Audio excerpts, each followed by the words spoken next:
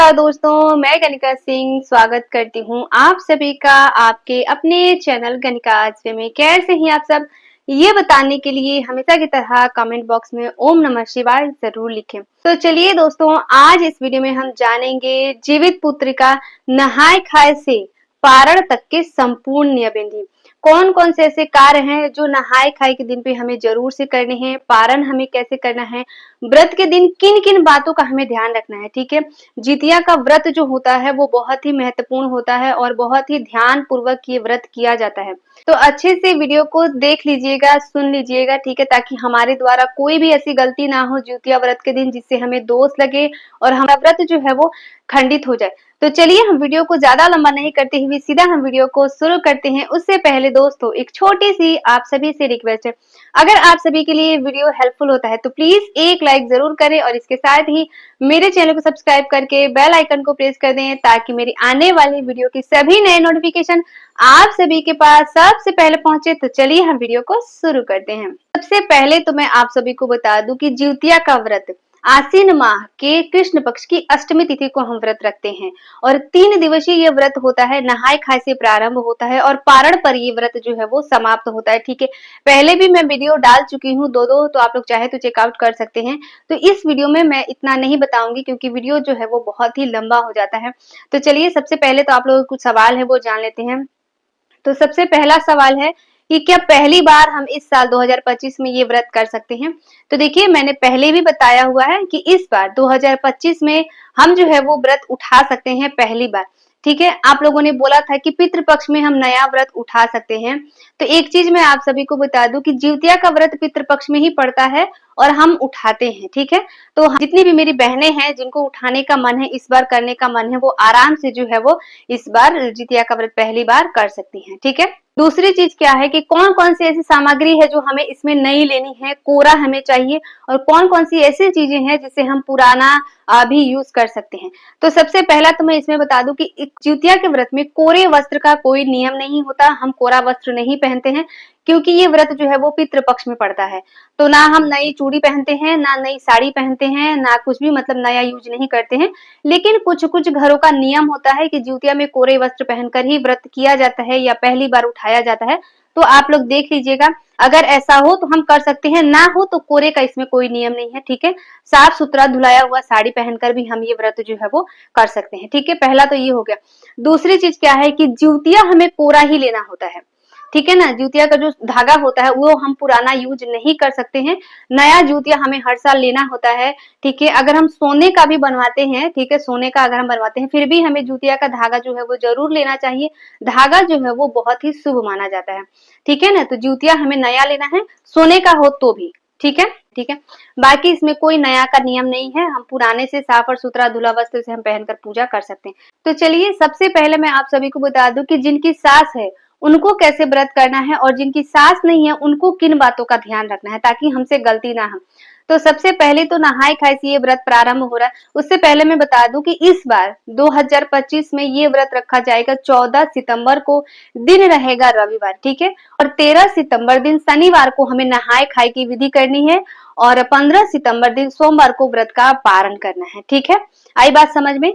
तो नहाय खाए के दिन का कुछ नियम होता है, जैसे कि जिनकी सास नहीं है। ठीक है, ध्यान से सुनिएगा आप लोग, जिनकी सास नहीं है उनके लिए मैं बता रही हूँ। नहाय खाए के दिन सबसे पहले तो हमें उठ जाना है। ठीक है, उठ के अपने घर को अच्छे से साफ और स्वच्छ कर लेना है। उसी दिन पे जितना हमें क्लीन करना है उसी दिन हम कर लेंगे। ठीक है, उसके बाद हम नहा लेंगे। ठीक है, नहाने के बाद सबसे पहले हमें दान करना है।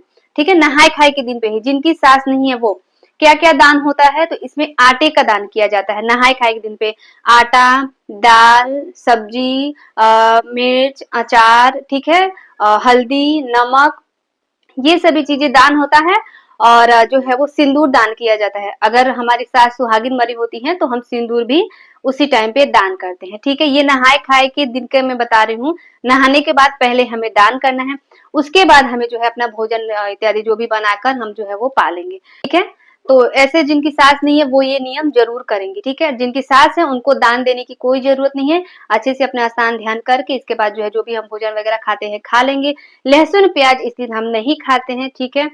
लेकिन मैंने पहले भी बताया हुआ है कि कुछ घरों में मछली खाकर ये व्रत रखा जाता है, तो अगर खाया जाता हो तो हम खा सकते हैं, ना खाया जाता हो तो हमें लहसुन प्याज भी इस दिन पे नहीं करना है, ठीक है ना, नहीं खाना है मतलब, ठीक है। फिर संध्या के समय कुछ चीजें हमें चाहिए, जैसे कि मैंने बताया तिरोई, ठीक है, झिंगनी वो हमें चाहिए।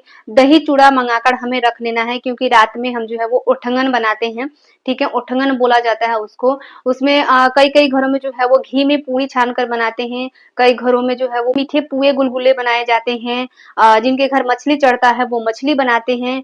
और तिरोई की सब्जी बनता है चढ़ाने के लिए बिना नमक वाला। सबसे पहले रात्रि में हम ये सब कुछ बना लेते हैं, बनाकर अच्छे से हम जो है वो निकाल कर साफ अच्छी जगह पे उसको रख देते हैं ढककर, ठीक है, सुबह भोर में चढ़ाने के लिए, नहाए खाए के दिन पे। उसके बाद जो है हम रात्रि में भोजन इत्यादि कर कर सो जाते हैं, ठीक है। फिर सुबह व्रत वाले दिन सरगी इसमें खाया जाता है, इसमें भी सरगी का बहुत महत्व है। तो सुबह हमें 2:30-3 बजे उठ जाना है सबसे पहले तो। इसके बाद अच्छे से अपना स्नान ध्यान कर लेना है, ब्रश वगैरह उसी टाइम पे हम कर लेंगे, क्योंकि जिउतिया का व्रत में ना खर भी एक नहीं तोड़ा जाता है, तो पूरे दिन बाद में हम ब्रश भी नहीं करते हैं, ठीक है। इस चीज का भी ध्यान रखना है, तो उसी समय पे हम अच्छे से ब्रश वगैरह कर लेंगे स्नान ध्यान करने के बाद में, ठीक है। हम जो है वो सरगी का नियम करते हैं। तो सरगी के लिए झिंगनी के पत्ते पर जो है वो 4 जगह चढ़ाया जाता है, ठीक है। चिलो सियारो के नाम से, जितवाहन भगवान के नाम से और गौ लक्ष्मी के नाम से हम 4 जगह झिंगनी के पत्ते पर दही चूड़ा और जो भी उठगन बनता है वो चढ़ाते हैं। सिंदूर से अच्छे से हम तिलक करते हैं, ठीक है। पुष्प वगैरह अगर मिल जाता है तो हम वो चढ़ा देते हैं और वहीं पर बैठकर थोड़ा सा जो है वो दही चूड़ा हम खा लेते हैं। वैसे तो सुबह के समय पर कौन इतना खाता है, खाने का मन तो नहीं करता, फिर भी नियम के लिए हम वहीं पर खाते हैं। फिर से हम जो है वो ब्रश वगैरह कर लेते हैं, ठीक है।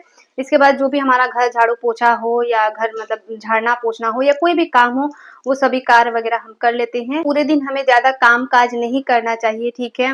ज्यादा मतलब कुछ भी ऐसा नहीं करना चाहिए जिससे किसी भी पशु पक्षी को हमें चोट लगे, चींटी वगैरह मर जाए, ऐसा काम हमें इस दिन पे नहीं करना चाहिए। बच बचा के मतलब थोड़ा सा काम हमें करना चाहिए इस दिन पे, ठीक है। इसके बाद सूर्योदय के साथ हमारा व्रत जो है वो प्रारंभ हो जाता है। तो अगर चाहे तो हम थोड़ा-सा जो है वो स्नान करके फिर से अपनी जो है वो साधारण पूजा जो हम सुबह के समय पे करते हैं वो कर लेंगे। पूरे दिन हमें ऐसे ये निर्जला उपवास है, 24 घंटे का निर्जला व्रत इसमें हम करते हैं।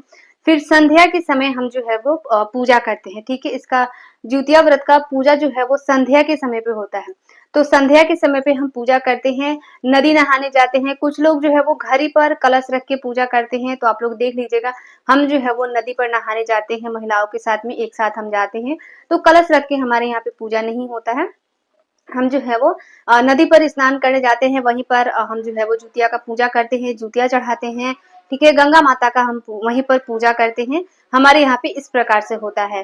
तो जब हम नदी जाते हैं तो देखिए मैं ये भी बताती चलूँ कि इसमें जो है वो सास को तेल खली दिया जाता है, ठीक है।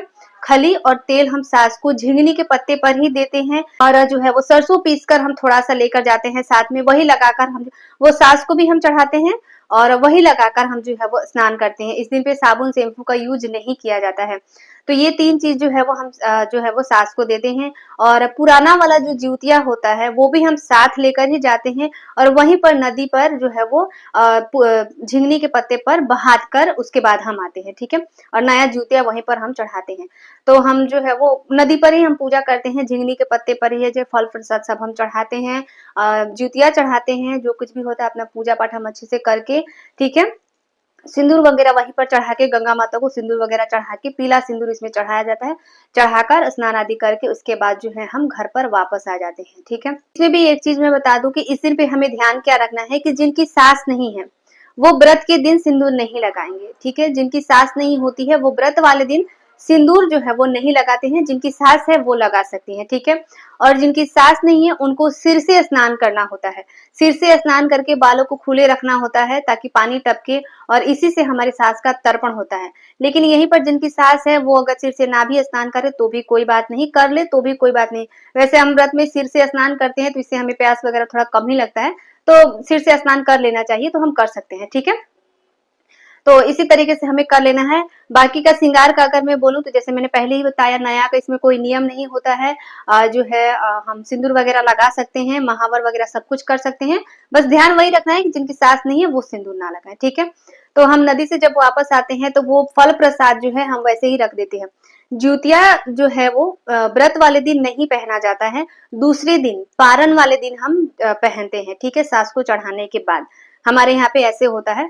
तो जैसा मेरे यहाँ पे होता है हम लोग करते हैं, मैं वैसा बता रही हूँ आपको। अगर आप लोगों के यहाँ पे वैसा होता है तो कीजिएगा, नहीं तो देख लीजिएगा, थोड़ा बहुत नियम इधर उधर होता है, क्योंकि इसमें ना सब घर के नियम जो है वो अलग अलग होते हैं, तो देख लीजिएगा आप लोग, ठीक है। तो रात्रि में हम जो है सो जाते हैं, इसमें सोया जाता है। संध्या के समय हम घर वापस आते हैं, उस थाल को वैसे ही रख देते हैं। फिर रात्रि में हम सो जाते हैं। फिर सुबह सवेरे हमें जल्दी उठना होता है, 3 से साढ़े 3-4 बजे के तक तो हम उठ जाते हैं। इसके बाद हमें अपना स्नान ध्यान करना है और फिर हम जो है वो हमारे घर पे तरह तरह के पकवान बनते हैं, जो भी बना हो उसको जो है हम फिर से झिंगनी के पत्ते पर सास के नाम से चढ़ाते हैं, ठीक है। वहीं पर सास को तेल सिंदूर देते हैं। अगर सास सुहागन मरी हो तब, ठीक है, इसमें भी मैं बता दूं, अगर सास सुहागन नहीं मरी है तो तेल सिंदूर नहीं दिया जाता है, ठीक है। लेकिन सुहागन मरी है तब तेल सिंदूर जो है वो दिया जाता है। फिर झिंगनी के पत्ते पर जितना भोजन बना होता है हम सब कुछ चढ़ाते हैं वहीं पर, पुष्प वगैरह चढ़ाते हैं, सिंदूर लगाते हैं, जैसे कि मैंने बताया, ठीक है। उसके बाद जूतिया हम वहीं पर पहले सास को दिखा देते हैं, मतलब चढ़ा देते हैं। उसके बाद जो है हम माड़ गिराते हैं। हमारे यहाँ पे माड़ गिराया जाता है, पता नहीं बाकी जगहों पे गिराया जाता हो या नहीं। यूपी साइड में भी गिराया जाता है, बाकी का तो पता नहीं, लेकिन हमारे यहाँ पे माड़ गिराया जाता है, वहीं पर हम माड़ गिरा देते हैं। फिर हम वहीं पर बैठ के प्रणाम करते हैं सबसे पहले। उसके बाद जो है हम दान करते हैं। पारण वाले दिन जो है वो दान चावल का किया जाता है, ठीक है, और सभी को करना होता है, ठीक है। सभी ये दान करते हैं, जितने लोग व्रत रखते हैं सभी जो है पारण वाले दिन दान करते हैं। क्या क्या दान होता है? चावल, दाल, हल्दी, नमक, कुछ पैसे और सिंदूर, ठीक है। ये 5-6 चीजें हैं जो दान होता है, ठीक है, दक्षिणा के नाम पे। तो हम ये सभी चीजें जो है इस दिन पे दान करते हैं वहीं पर बैठ के। दान करने के बाद वहीं पे व्रत का पारण किया जाता है। तो पारण के लिए कुछ घरों में जाई घोट कर किया जाता है, कुछ घरों में गर्म दूध पीकर किया जाता है। तो देख लीजिएगा आप लोग, आपके घर में कैसा होता हो, सब नियम जो है वो सही है, जिसके घर में जैसा होता हो सब नियम सही है, ठीक है। तो वहीं पर बैठ के हम पहले जो है वो थोड़ा सा पानी वगैरह पी लेते हैं, मतलब दूध जो भी पिया जाता है या जाई घोट कर जो भी, वहीं पर हम अपना पारण कर लेते हैं। उसके बाद जो है भोजन, अगर मैं बताऊं नमक वगैरह खाने का, तो थोड़ा देर से खाया जाता है। इसको खर ज्यूतिया बोला जाता है, ठीक है। पारण का नियम जो होता है ना वो सूर्य उदय के बाद ही होता है। पारण का जो शुभ मुहूर्त होता है वो सूर्य उदय के बाद ही हमें पारण करना होता है। जितनी देर तक हम रह जाएं उतना अच्छा होता है इस व्रत में, ठीक है।